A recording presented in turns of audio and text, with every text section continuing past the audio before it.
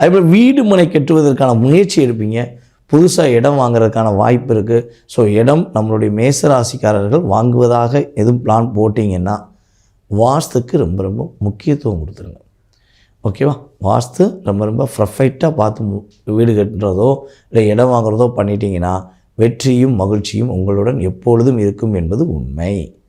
So மேசராசிக்காரங்களுக்கு மிகப்பெரிய நல்ல முன்னேற்றம் இருக்குது. நல்ல எதிர்பார்ப்புகள் நல்லபடியாக நிறைவேறும்.